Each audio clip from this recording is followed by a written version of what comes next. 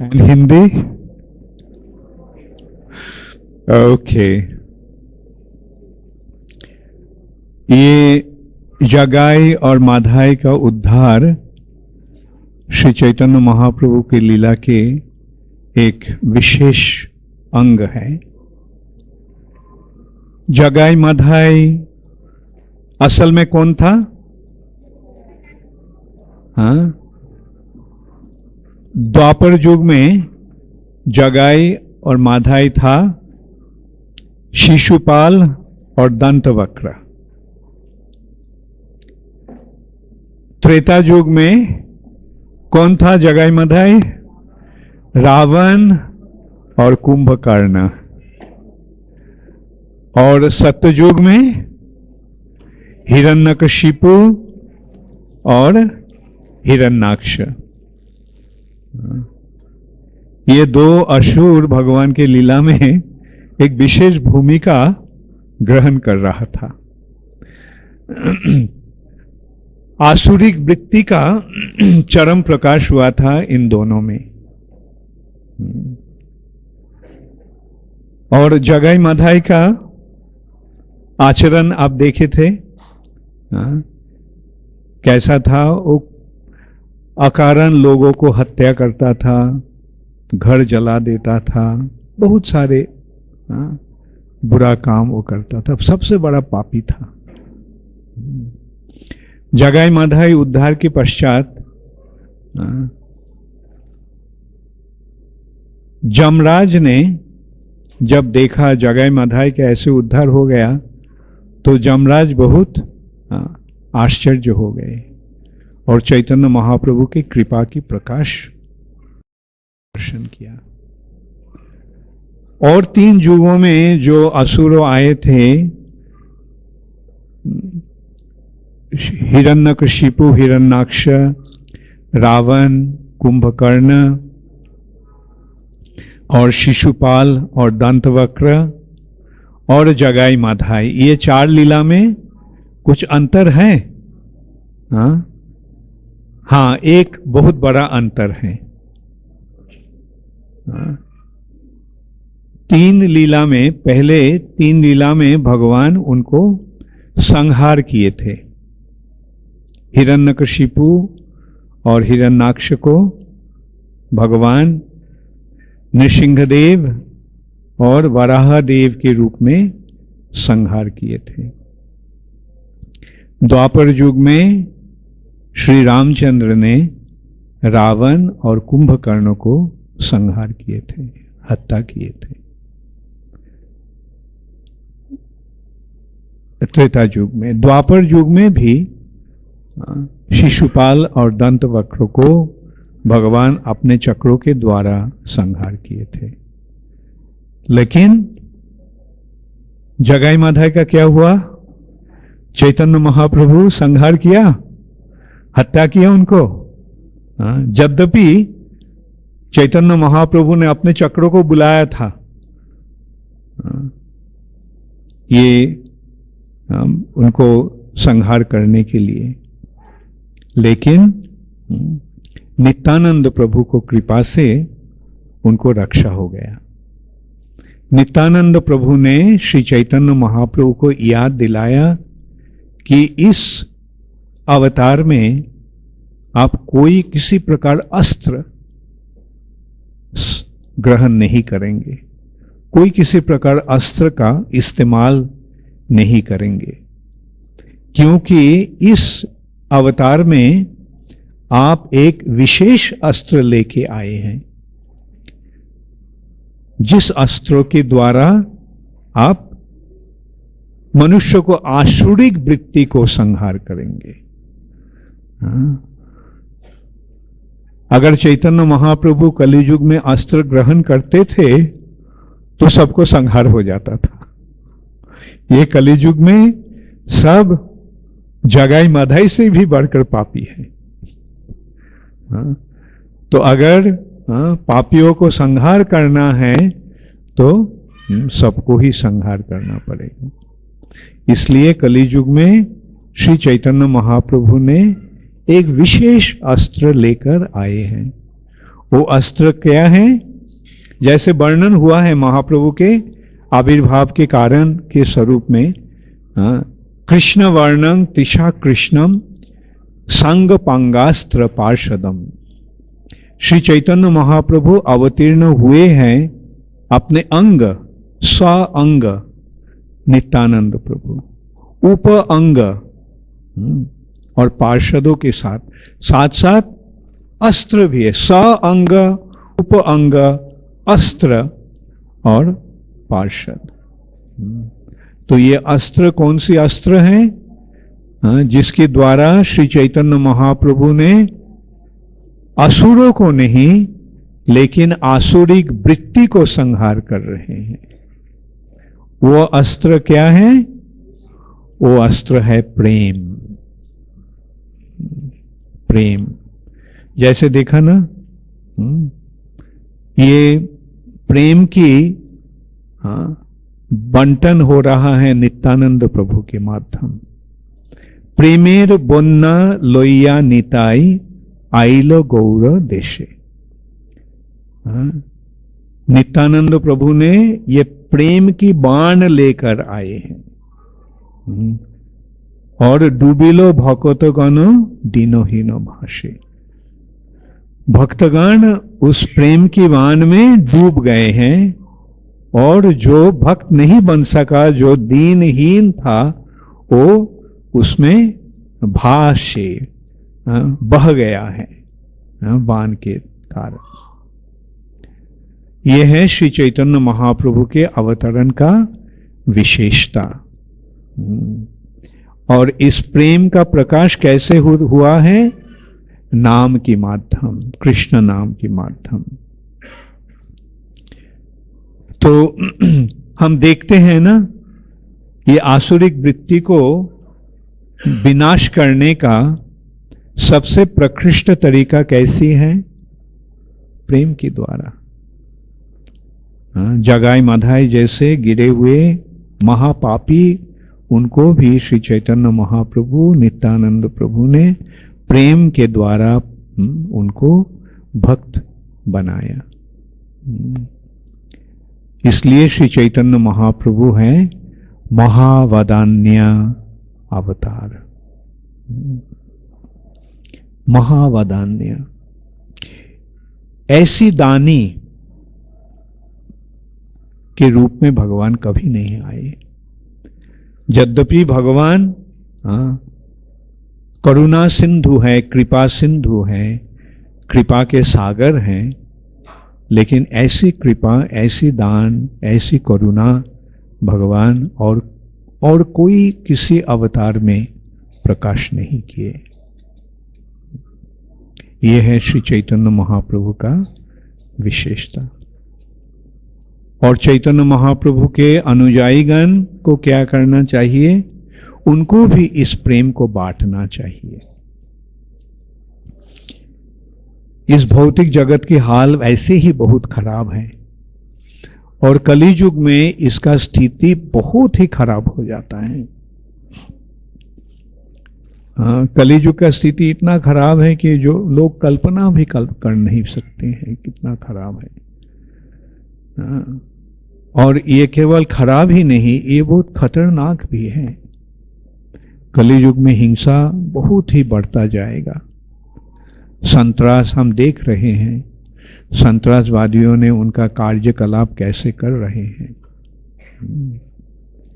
और ये केवल शुरुआत है, ये बढ़ता ही जाता रहेगा।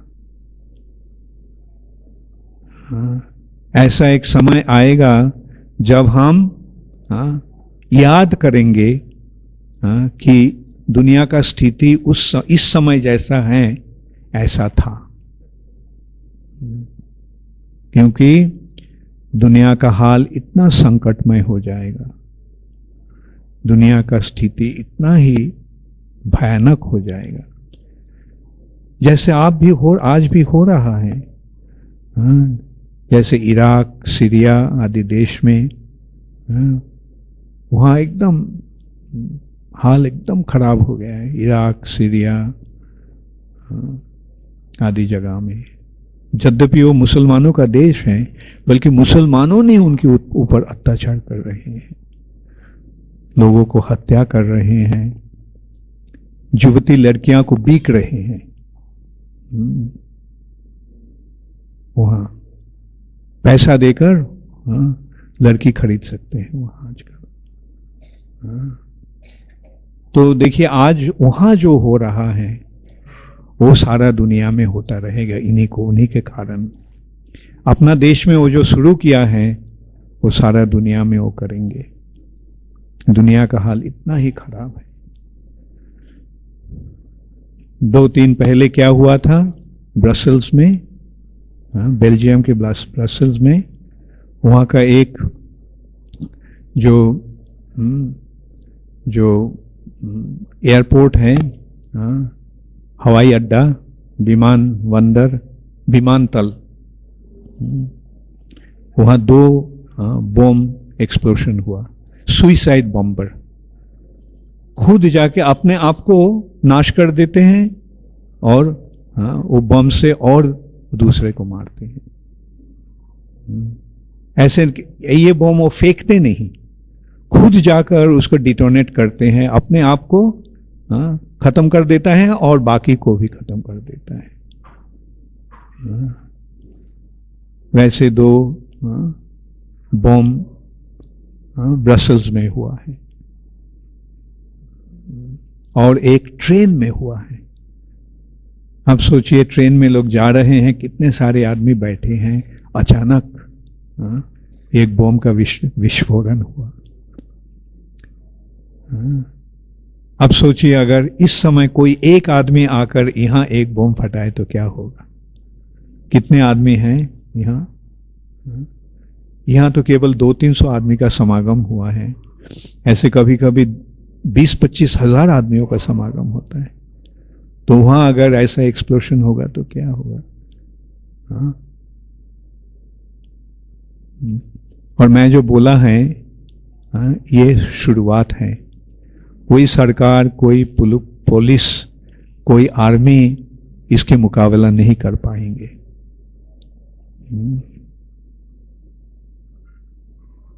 तो दुनिया का स्थिति इतना ही खतरनाक है। हम सब सोचते हैं दुनिया का हाल कितना सुंदर है, बहुत सुंदर से सब कुछ चल रहा है, बल्कि एक समय आने वाला है जब इतना सुंदर स्थिति नहीं रहेगा। तो सवाल है उस समय हम क्या करेंगे, उस समय हमको क्या करना चाहिए। हम यहां से भागकर और कहीं जाएंगे, तो जहां भी जाएंगे वहां का स्थिति भी ऐसा ही होगा, क्योंकि ऐसे आदमी हर जगह में होगा। तो इस स्थिति से उद्धार का उपाय क्या हो सकता है। उद्धार का उपाय एक ही है, वो है ये हरे कृष्ण महामंत्र का कीर्तन। हरे कृष्णा कृष्णा कृष्णा हरे हरे, हरे राम राम राम हरे हरे।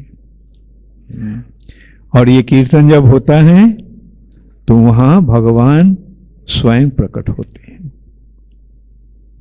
एक समय श्री चैतन्य महाप्रभु जब यहां विराजमान थे, उस समय भी एक बहुत ही खतरनाक परिस्थिति हुआ था। अच्छा, एक विचार हमको ये भी करना चाहिए। जब श्री चैतन्य महाप्रभु अपना लीला विलास कर रहे थे इस भौतिक जगत में, इस भारत में, उस समय भारत का स्थिति कैसी थी। भारत का स्थिति उस समय क्या हिंदू राज था उस समय? मुसलमानों का राज था। हर रोज हजारों करोड़ों ब्राह्मणों को हत्या करता था, उनको जनेऊ लेकर मापकर औरंगजेब ने हिसाब करता था। आज कितना जनेऊ मिला है, मतलब कितना ब्राह्मणों को हत्या हुआ है। वैसी स्थिति में श्री चैतन्य महाप्रभु आए थे। क्यों? क्योंकि श्री चैतन्य महाप्रभु हमें ये शिक्षा दे रहे हैं, ये समझा रहे हैं कि दुनिया का स्थिति कितना ही खराब हो, कितना ही खतरनाक हो, कुछ परवाह नहीं। भगवान के जब हम शरण लेते हैं तो भगवान के छत्र छाया में जब हम रहते हैं तब कोई शंका के कारण, कोई डर के कारण नहीं रहता है। ये है ये कली युग का उद्धार का उपाय।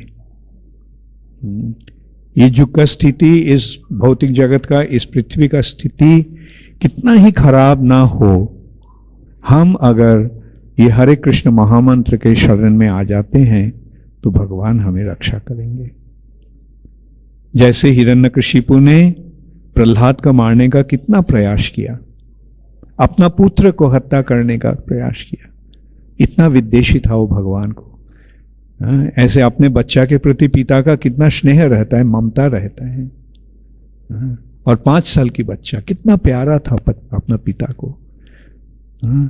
स्वाभाविक रूप में ही अपने बच्चे के प्रति पिता का बहुत गहरा प्यार रहता है।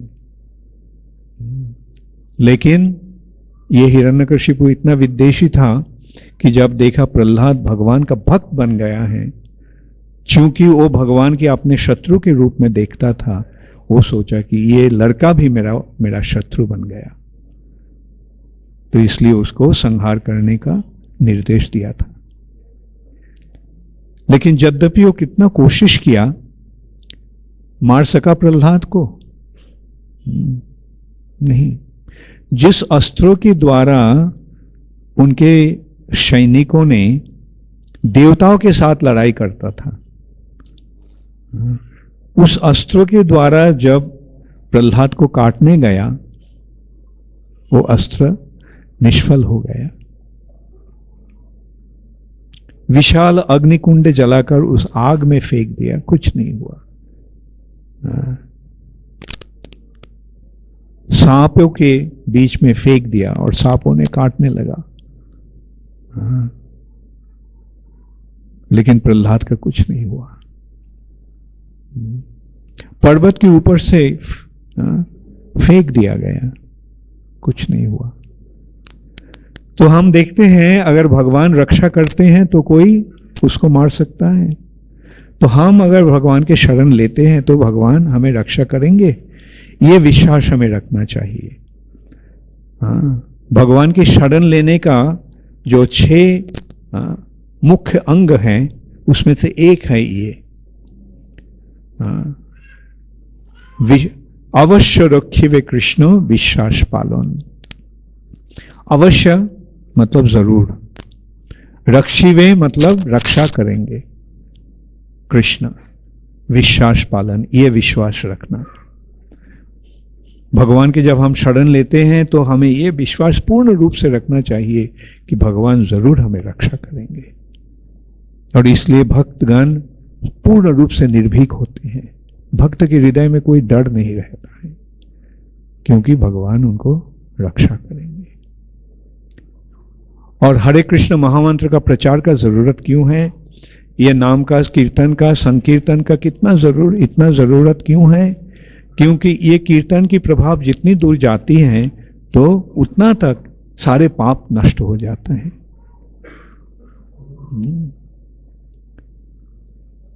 और चाहे कोई भी आए, कोई भी हमें अगर आक्रमण भी करे अस्त्र लेकर, हम कीर्तन करते रहेंगे। जैसे कलकत्ता में सन 1944 में जापान बोमा फेंकने का आयोजन किया था, क्योंकि कलकत्ता था अंग्रेजों का सैनिकों का एक विशाल घाटी।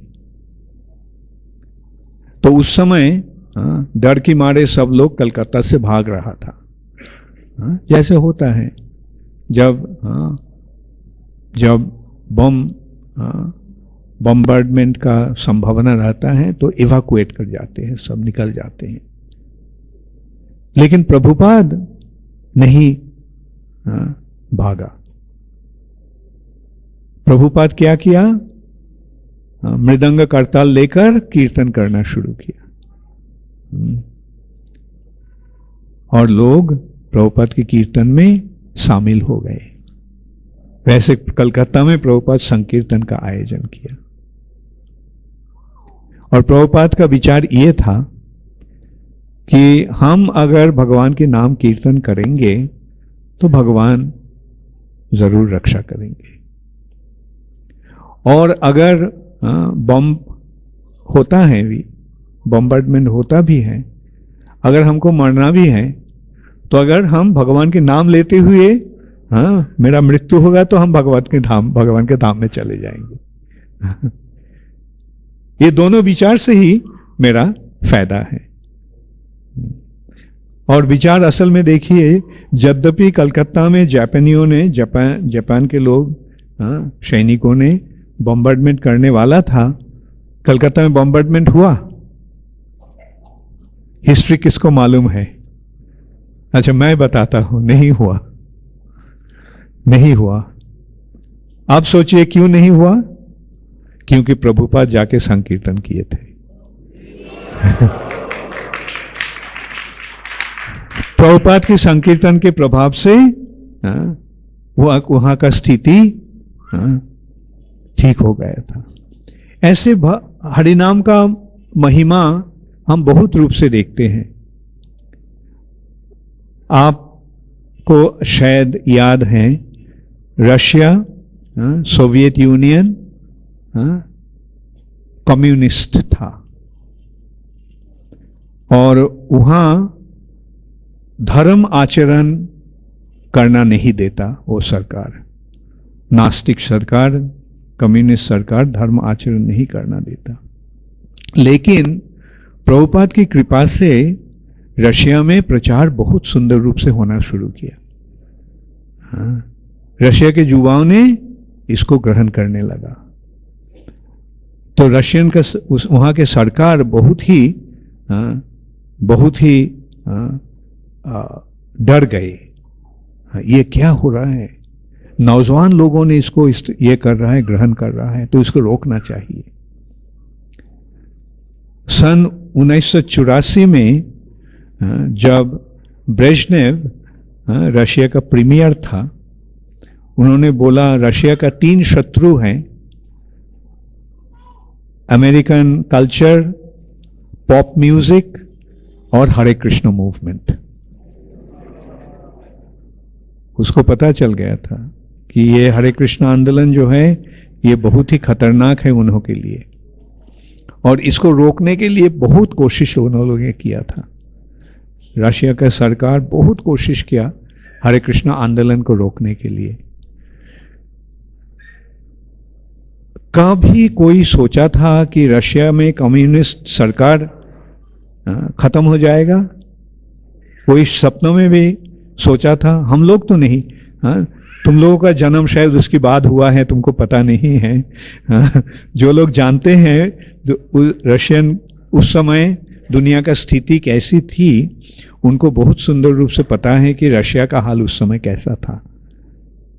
कभी सोचा भी नहीं, सपनों में भी नहीं कोई सोचा था कि कम्युनिज्म खत्म हो जाएगा रशिया में।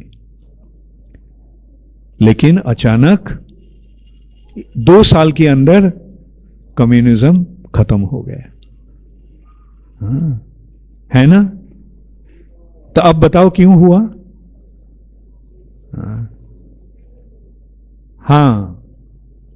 यद्यपि लोग वैसे शायद विश्वास नहीं करेंगे, लेकिन हम लोगों को पूर्ण विश्वास रखना चाहिए कि ये हरे कृष्ण आंदोलन का प्रचार के कारण रशिया में कम्युनिज्म खत्म हो गया।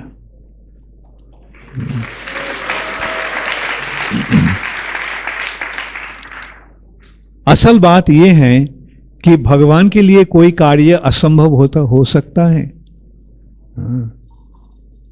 और हम अगर भगवान के वाणी का प्रचार करना चाहते हैं, हम अगर यह युग धर्म जो है कलियुग का हरे कृष्ण महामंत्र का संकीर्तन का प्रचार करना चाहते हैं, तो भगवान हमें मदद देंगे या नहीं? जरूर भगवान हमें मदद देंगे। तो ये विश्वास लेके हमें इस आंदोलन में युक्त होना चाहिए और इस आंदोलन का प्रसार करने का प्रयास करना चाहिए। आज श्री चैतन्य महाप्रभु के आविर्भाव दिन है, इसलिए हमें बहुत सुंदर रूप से, गहरा रूप से हमें ये विचार करना है, श्री चैतन्य महाप्रभु क्यों आए हैं। श्री चैतन्य महाप्रभु आए हैं इस जगत को उद्धार करने के लिए। और कलियुग का स्थिति कैसी है?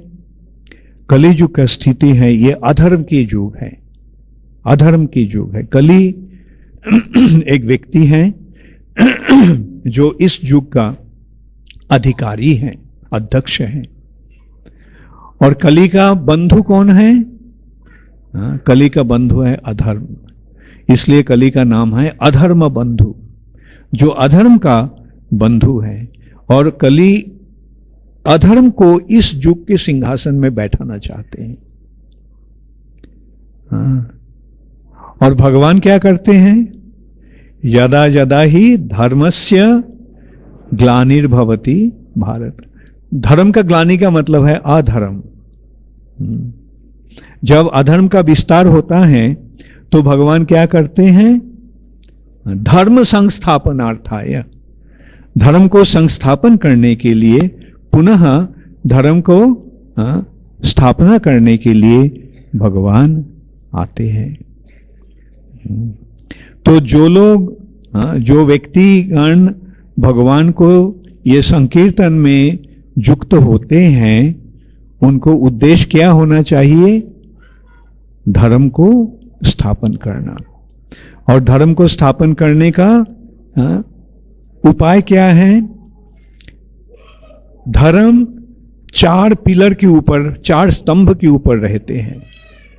और वो 4 स्तंभ क्या हैं? वो 4 स्तंभ हैं सत्यम, शौचम, तपो, दया। और धर्म की जो ये स्तंभ टूट जाता है, तब पाप का पैर का उत्पत्ति होता है। ये 4 स्तंभ जब टूट जाता है तब क्या होता है? अधर्म का विस्तार किस रूप से होता है?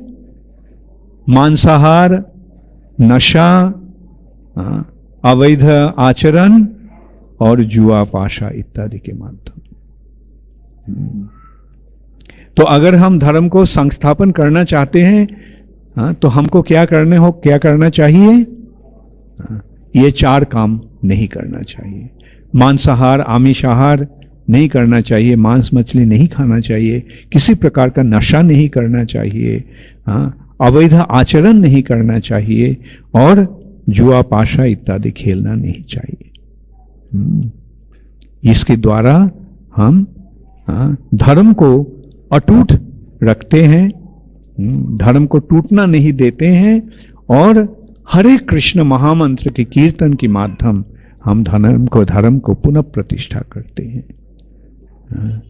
तो ये है हमारे उपाय, जिसके द्वारा इस कलियुग का जो बहुत ही खतरनाक प्रभाव है उसको हम रोक सकते हैं।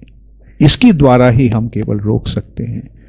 इस संसार के कोई सरकार, कोई आर्मी ये संसार का जो खतरनाक स्थिति आया है उसको रोक नहीं पाएगा। दुनिया का हाल और भी खराब होता जाएगा।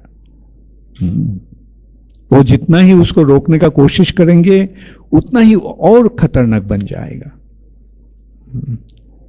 उसको रोकने का केवल एक ही उपाय है, हरे कृष्ण आंदोलन। हरे कृष्णा कृष्णा कृष्णा हरे हरे, हरे राम राम राम हरे हरे। ये महामंत्र का संकीर्तन। हरे कृष्णा। अब अभिषेक होगा श्री चैतन्य महाप्रभु और नित्यानंद प्रभु का। श्री चैतन्य महाप्रभु का आविर्भाव इस समय हुआ था जब पूर्णिमा के दिन पूर्ण चंद्र का जब उदय हो रहा था, उस समय श्री चैतन्य महाप्रभु अवतीर्ण हुए थे। श्री चैतन्य महाप्रभु की, Shri Chaitanya महाप्रभु's appearance day celebration की, श्री श्री गौर पूर्णिमा महोत्सव की, गौर प्रेमानंदे हरि हरि बोल। श्रील प्रभुपाद की। नमो विष्णुपदाय कृष्णपृष्ठाय भूतले श्रीमते भक्ति वेदांत स्वामी निति नामिने नमस्ते सरस्वती देवे गौरवाणी प्रचारिणे निर्विशेष शून्यवादी पाश्चात्य देशतारिणे। श्रील प्रभुपाद की